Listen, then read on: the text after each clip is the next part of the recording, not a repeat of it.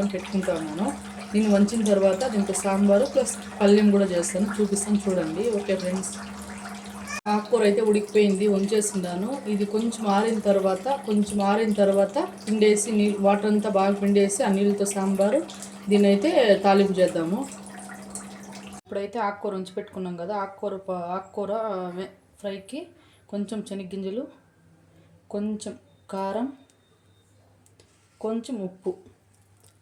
Already ఆకుకూరలో ఉప్పు వేసినాను. ఈ ఉప్పు ఇది లాస్ట్లో అదొకసారి పౌడర్ పట్టుకున్న తర్వాత కొంచెం గార్లిక్, వెల్లుల్లి వేసి పౌడర్ చేసి రెడీగా పెట్టుకోండి.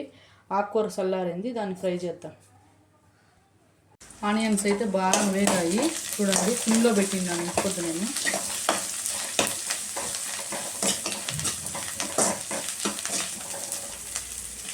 వేగిపోయింది.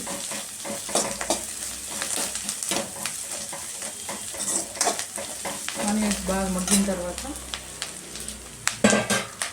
ఆకు ఉడకబెట్టి నీళ్ళంతా పిండేసినాను నీట్గా. ఇప్పుడు ఆకు అయితే వేసేద్దాం.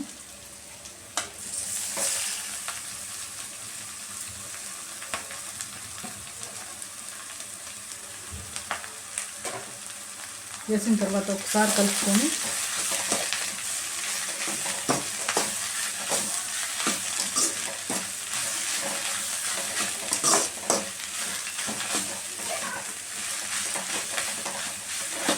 ఇలా బాగా కలుపుకున్న తర్వాత ఇంకా పల్లీల పొడి వేసేది. పల్లీల పొడి కొంచెం వేసుకుందాం, కావాలంటే మళ్ళీ కూడా వేసుకోవచ్చు. అది స్టవ్ ఆపేసి కలుపుకొని ఇస్తే పాలకూర ఫ్రై రెడీ.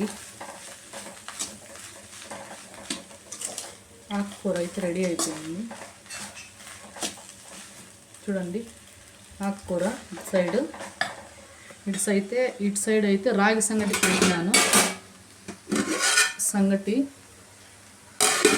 ఇటు సైడ్ అయితే వంచిన సాంబార్. అయితే ఆకుకూర వాటర్తో నేను సాంబార్ పెట్టిన, రసం లాగా ఉంటుంది అది.